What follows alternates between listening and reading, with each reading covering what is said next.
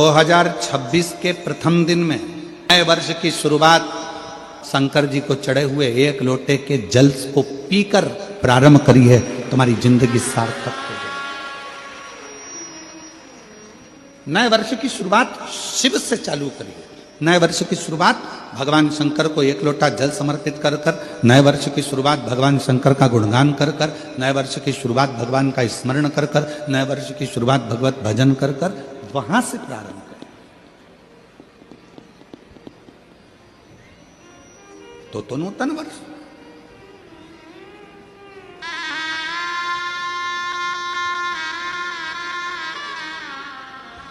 अपने माता पिता को नमन कर कर, अपने माता पिता को प्रणाम कर कर, अपने माता पिता को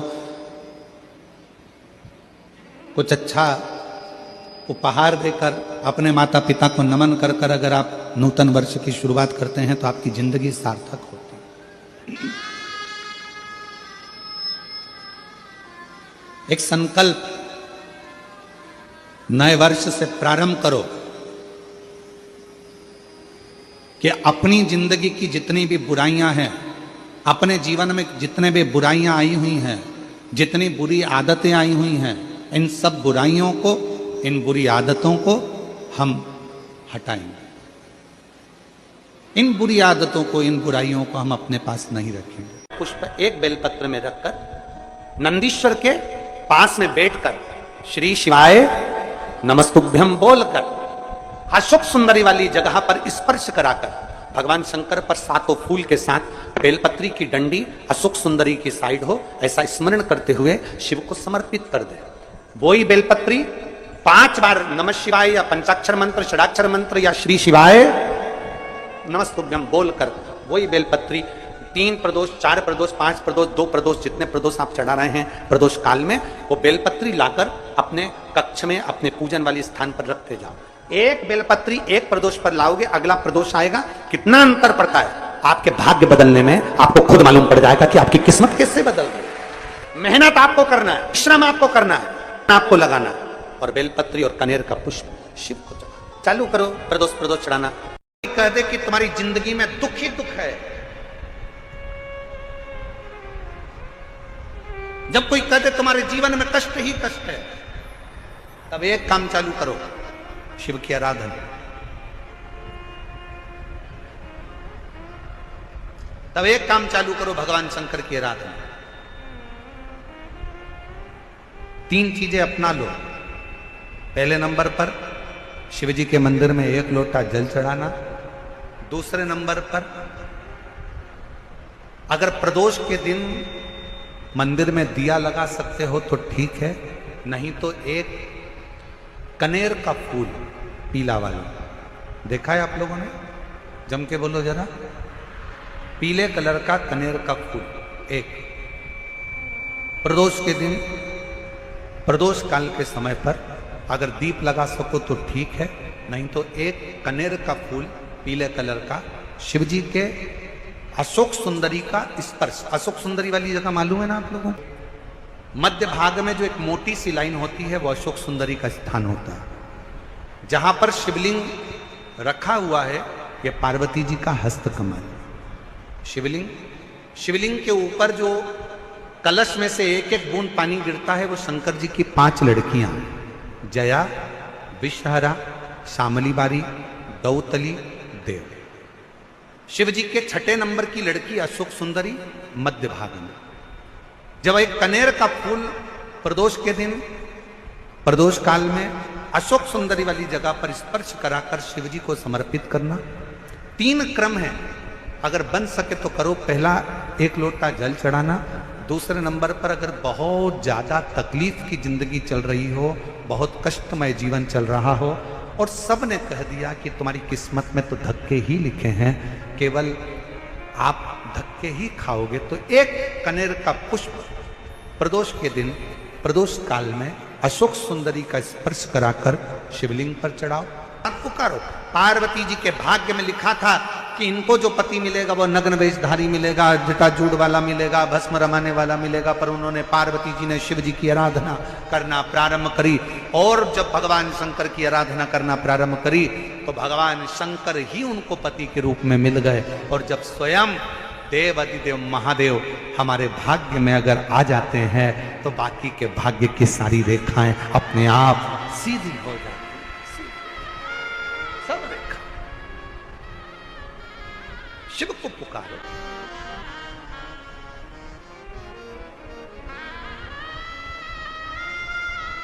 भगवान शंकर को पुकारने का प्रयास करो। महाराज, प्रदोष, शिवरात्रि, सोमवार की अष्टमी, ये वो तिथियां हैं, ये वो वार हैं।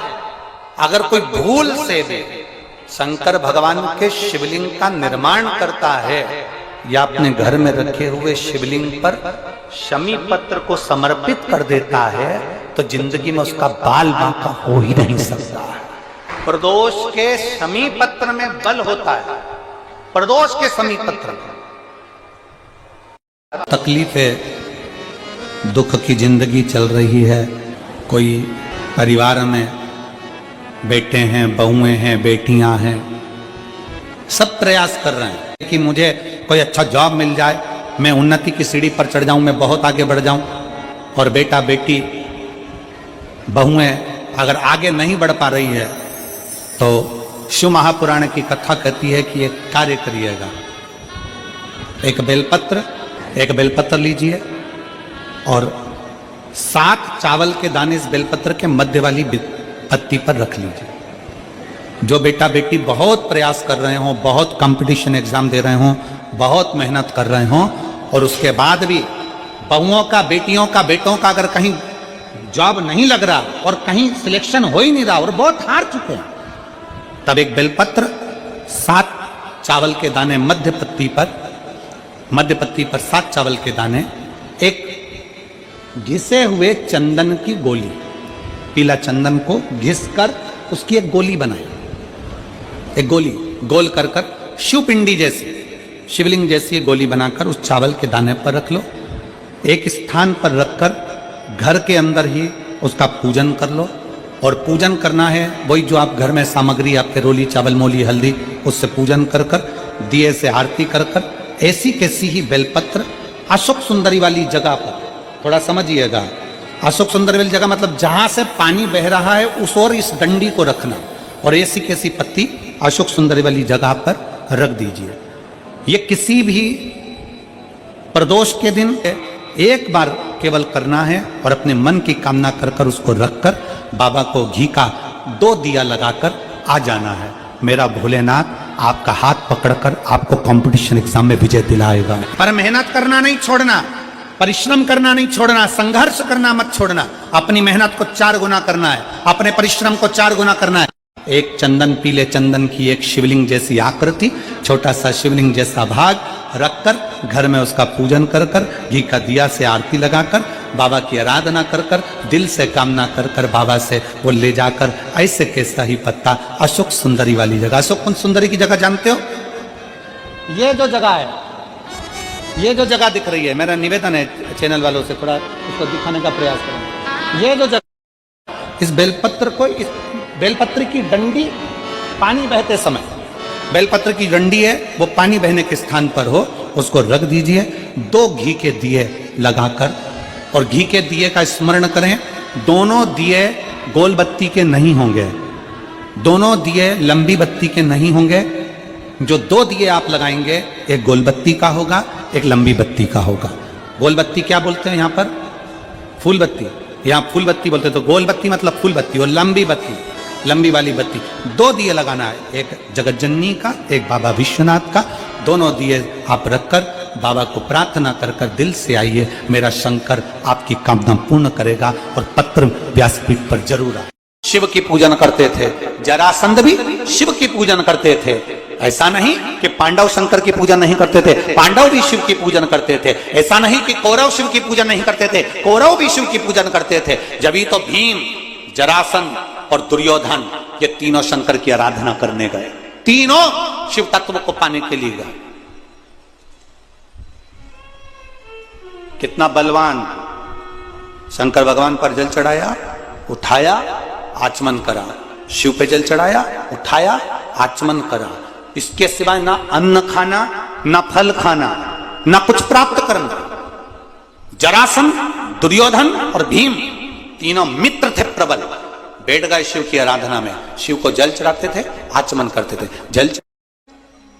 कई वर्षों की तपस्या कर ली इनने कि भीम से रहा नहीं गया।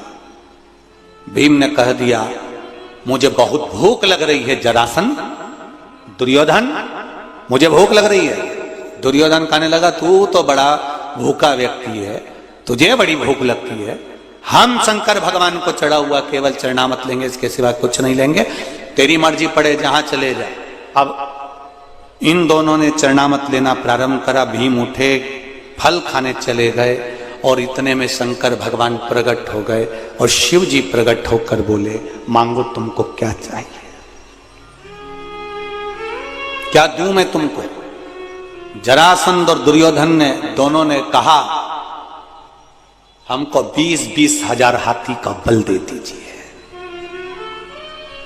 जरासंध और दुर्योधन करें 20-20 हजार हाथी का बल दे दीजिए हमको, इतना प्रबल बल हमको चाहिए। शंकर भगवान ने कहा तथास्तु, दिया 20 हजार हाथी का बल।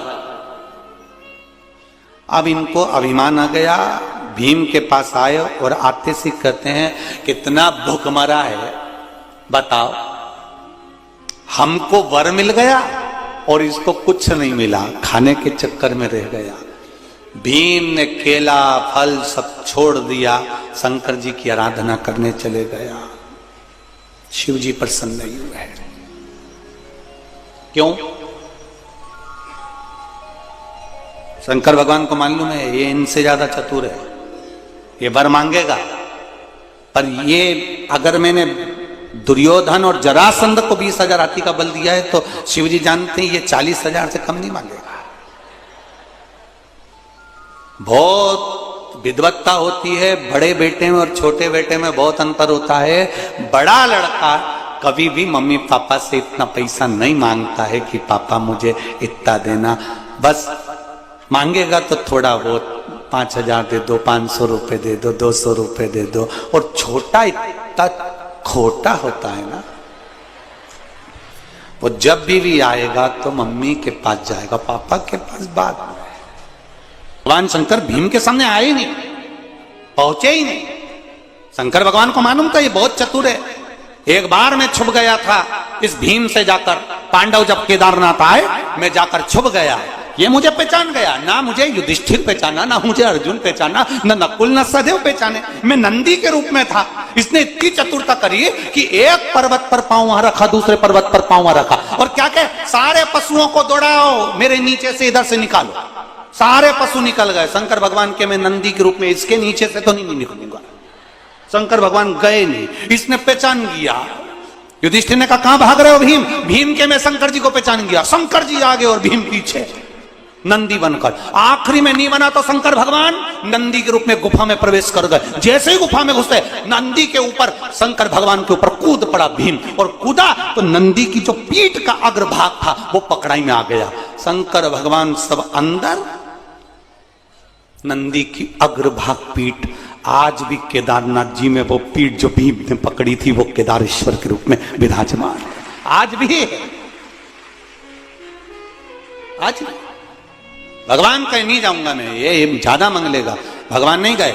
आखिरी में जब शंकर भगवान नहीं गए तब पार्वती जी ने कहा तुम्हें जाना चाहिए कायदे से पूछने के लिए, जाओ जरा। पार्वती जी बोली, शिव जी ने कहा मैं नहीं जाऊंगा, कुछ भी हो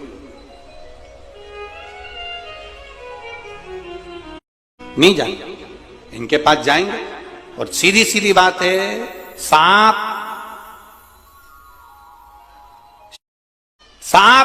सामने से आता दिखे जगह बदल दो, शेर आता दिखे जगह बदल दो। इनसे मुंडा नहीं मिलाना अपने को, इनके सामने नहीं जाना। भगवान भी समझ गए ये भीम है, भीम पहचान जाता है थोड़ी देर में, और मांगेगा भी साधारण नहीं जाऊंगा इसके सामने। भगवान शिव नहीं गए। पार्वती जी की तपस्या में भीम लग गए, और जो माता पार्वती जी की तपस्या भीम ने करी, ऐसी तप साधना करी, माता पार्वती जाने लगी। शंकर भगवान बोले पार्वती कहां जा रही है? पार्वती जी बोली भीम तपस्या कर रहा है। शंकर भगवान बोले बिल्कुल मत जाना। पार्वती जी बोली जाना तो पड़ेगा, भीम ने तपस्या करी, लोग क्या कहेंगे, मैं मां होकर उसके सामने ना जाऊं? मैं तो जाऊंगी। पार्वती सती ने मेरा कहना नहीं माना था, आखिरी में परेशान हो गई थी। पार्वती जी बोली वो सती थी, मैं पार्वती हूं, मैं जाऊंगा। पहुंच गई। मांगो भीम तुम्हें क्या चाहिए। भीम ने कह दिया मां मैं तो आपका बेटा हूं, छोटा लड़का है, अभी छोटा है, देखना कितने आइडिया से मांगेगा। मां मैं तो आपका बेटा हूं, मांगो भीम क्या चाहिए। मां बस आप जान जाओ अपने बेटे की मन की बात। माता पार्वती जी ने ध्यान लगाकर शिव जी से पूछा तुमने जरासंध और भीम को क्या दिया, जरासंध और दुर्योधन को क्या दिया था। 20,000 हाथी का बल। पार्वती जी बोली भीम पुत्र मैं तुझे 40,000 हाथी का बल देती हूं। भीम बोले मां मुझे नीची है, 500 में क्या होगा। छोटा बोला, छोटा पुत्र 500 में क्या होगा। मां मुझे नीची है, ये 40,000 हाथी का बल का मैं क्या करूंगा मां, बस आप कृपा करो। भीम कुछ तो मांग, मैं क्या दूं तुझको। उन दोनों को तो 20,000 हाथी का बल मिला, मैं तुझे 40,000 हाथी का दे रही हूं। नहीं मां तू मेरे मन की दशा जान जा, तू मेरी मां है, तू माता पार्वती है, तू मुझे पहचान, तो मैं तेरा पुत्र हूं। शंकर भगवान ऊपर डमरू बजाने लगे, सुनना ही मती। कई बार कथा चलती है और किसी को तकलीफ होती है तो डीजे की आवाज तेज कर देते हैं। डीजे की आवाज तेज कर दो, महाराज बोलता रहेगा, इनके सुनाई नहीं देगा। अब शंकर जी ने डमरू बजाना चालू कर, पार्वती जी को भीम की आवाज सुनना बंद हो गई। पार्वती जी बोली भीम मांग ले। भीम बोले मां तुम मेरे हृदय की बात जानती हो। पार्वती जी बोली मुझे कुछ सुनाई नहीं दे रहा, ऐसा लग रहा कोई नगाड़ा बजा रहा है। भीम कह रहे नगाड़ा नहीं, पिताजी डमरू बजा रहे हैं। उनको सब मालूम है कि ये कुछ मांग लेगा, इनने का बीच में गड़बड़ी कर दो। तुम देखना जब तुम्हारा मन नाटक में लगा रहे, सीरियल में लगा रहे, किसी काम में लगा रहे, उस जगह पे तुम्हें कहीं ना कहीं का विघ्न करने वाला आ ही जाता। भीम ने जैसे ही बोलना चला, भगवान नगाड़ा जो डमरू बजाया, पार्वती जी ने शंकर भगवान से कहा प्रभु क्या कर रहे। शंकर भगवान बोले मुझे सती की याद आ रही है।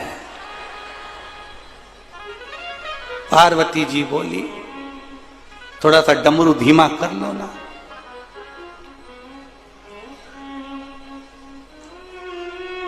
थोड़ा धीमा करोगे तो मैं क्या करूं। अरे धीमा बजाओ भोलानाथ डमरू धीमा बजाओ। मां आप मेरे हृदय की दशा को जानती हो, आप पहचानो मुझे क्या चाहिए। माता पार्वती जी ने सरस्वती देवी को बुलाया, सरस्वती बताओ भीम को क्या चाहिए। सरस्वती ने भीम के हृदय में प्रवेश करा और भीम के हृदय की बात माता पार्वती जी को बता दी। मां इनको क्या चाहिए। पार्वती जी ने उसी समय कह दिया भीम मैं जान गई तुझे क्या चाहिए, मैं वर देती हूं भीम तुझे। जरासंध और दुर्योधन मरेंगे तो तेरे हाथ से मरेंगे। भीम ने कह दिया बस मां अब कुछ नहीं चाहिए, हो गया कल। इतने बड़े बड़े योद्धा थे अर्जुन युधिष्ठिर नकुल सहदेव जैसे, पर जरासंध और दुर्योधन मरे तो भीम के हाथ से मरे। ये प्रसाद का बल। 2026 जब प्रारंभ हो तो दो चीजें अपने पास में रखना, एक मेहनत और दूसरा महादेव। अगर आपके पास में है तो आप 2026 में एक ना एक बार शिव पुराण की कथा जरूर करवा सकते हो। मेहनत और महादेव। आज व्यक्ति मेहनत से पीछे हट जाता है।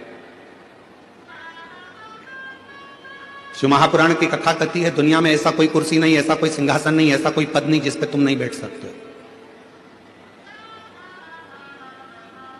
ऐसी कोई कुर्सी नहीं बनी है, ऐसा कोई पद नहीं बना, ऐसा कोई सिंहासन नहीं बना जिस पे आप नहीं बैठ सकते। बस उस पे बैठने के लिए आपको दिन रात एक करना पड़ेगा, बहुत मेहनत करना पड़ेगी और साथ में महादेव को एक लोटा जल चढ़ाना पड़ेगा, तो वो कुर्सी आपके पास में आएगी, वो पद भी आए।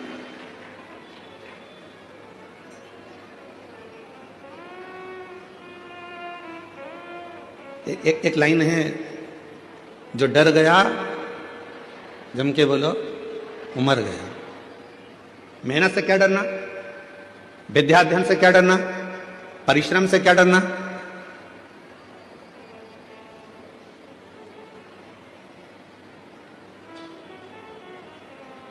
किसी ने कह दिया कि तू ये डॉक्टर की पढ़ाई नहीं कर सकता, तू नीट क्लियर नहीं कर सकता, तू आईएएस ऑफिसर नहीं बन सकता। जिसने कहा उसी दिन अपने मन में संकल्प कर लीजिए कि अब मैं नीट क्लियर कर रहूंगा, अब मैं सीए क्लियर कर रहूंगा, अब मैं आईएएस ऑफिसर बनकर रहूंगा। अब मुझे मेहनत को बढ़ाना है, 4 गुना करना है, परिश्रम करना है, रात दिन एक करना है और शिव जी को 1 लोटा जल चढ़ाना है और बढ़ते चले जाना है। तो निश्चित है कि मैं अपनी उस मंजिल तक पहुंचूंगा।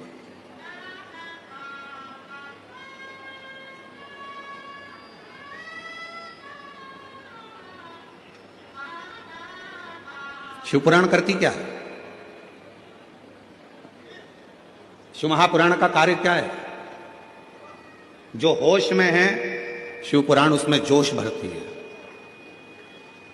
किसको जोश भर रही है? जम के बोलो, जो होश में है।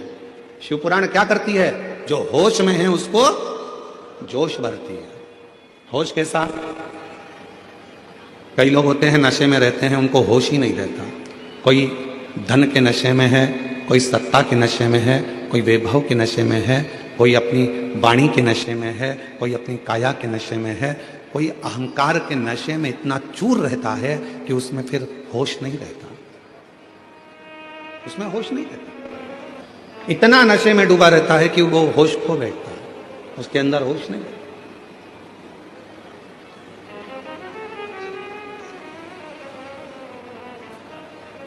नशा केवल मदिरा का, दारू का नहीं होता, नशा अहंकार का भी होता है, धन का भी होता है। और याद रखना,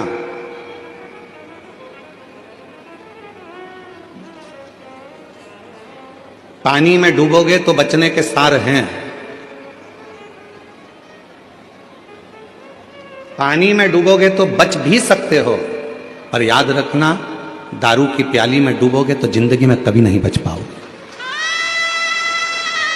पानी में डूबने वाले को बचाया जा सकता है, पानी में डूबने वाले को रोका जा सकता है, पानी में डूबने वाले को थोड़ी सेफ्टी दी जा सकती है, पानी में डूबने वाले को बचाया जा सकता है, पर प्याली में डूबने वाले को बचाना कठिन हो जाता है, बहुत कठिन। और उससे भी ज्यादा कठिन है अहंकार के नशे में डूबने वाला व्यक्ति, अभिमत्ता में डूबने वाला व्यक्ति।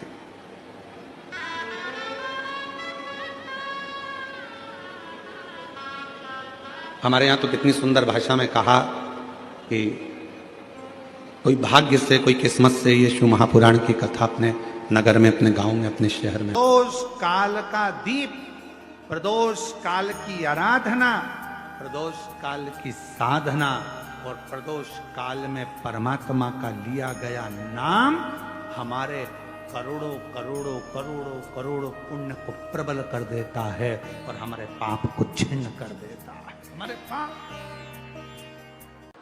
गुरुवार का प्रदोष पड़ जाए, बृहस्पतिवार का यदि प्रदोष पड़ जाए तो प्रदोष के दिन, प्रदोष काल में, प्रदोष के दिन, प्रदोष काल में किसी शिवालय में जाएं, शंकर के मंदिर में जाएं, एक ही दिए के अंदर एक फूल बाती, कैसी बाती है? फूल बाती, और उसी दिए के अंदर एक लंबी बाती, 2 बाती। कौन सी बाती हैं? जम के बोलो जरा। एक फूल बाती, एक लंबी बाती, 2 बाती। एक ही दिए के अंदर फूल बाती, लंबी बाती दोनों रख लें। थोड़ा सा घृत की बातियां, तेल की बाती नहीं, घी की बाती रखें और दोनों बातियां उसमें रखकर 3 बेलपत्र भगवान शंकर के मंदिर में लेकर जाएं। दिए को भी प्रज्वलित नहीं करना है। पहली बेलपत्र नंदीश्वर की, जो ऊपर का भाग होता है जिसको हम शिव तत्व भाग कहते हैं, नंदी के पीठ पर एक भाग होता है जिसको शिव तत्व भाग कहा जाता है, वो नंदी की पीठ पर जो भाग है वहां पर एक बेलपत्र समर्पित करें। दूसरा बेलपत्र आप जो माता पार्वती जी का, जैसे ये शिवलिंग है और ये गोल भाग है, ये माता पार्वती जी का हस्तकमल है, तो माता पार्वती जी का जो हस्तकमल है, इस हस्तकमल पर कहीं पर भी एक बेलपत्र आप समर्पित कर दें। और तीसरे नंबर की जो बेलपत्र है, तीसरे नंबर की जो बेलपत्र है वो भगवान शंकर पर समर्पित कर दें। जो दिया आप लेकर गए हो मंदिर में, उसी दिए को नंदी और महादेव इन दोनों को दर्शन कराते हुए अगर मंदिर के अंदर लगाने दें दिया तो ठीक है, ना लगाने दें तो दीप को बीच में बस स्पर्श कराकर भले बाहर जाकर लगा दो, पर प्रयास करो वो दीप वैसे तो बीच में नंदी और शिव के मध्य में वो दिया स्पर्श होना चाहिए। जैसे ये नंदी है और ये शिव है तो इसके मध्य में दीप स्पर्श कर ले, भले उसको जलाने ना दे पर स्पर्श मात्र कर कर अगर आपने एकांत में कहीं पर भी ले जाकर लगा दिया, उस दीप को जला दिया, तो गया हुआ कितना भी करोड़ रुपया हो वो धीरे धीरे कर कर गया हुआ धन हमारा वापिस आता ही है। कोई खाकर भी बैठ गया तो देगा जरूर, वो धन आएगा जरूर, कैसे भी आएगा पर अपनी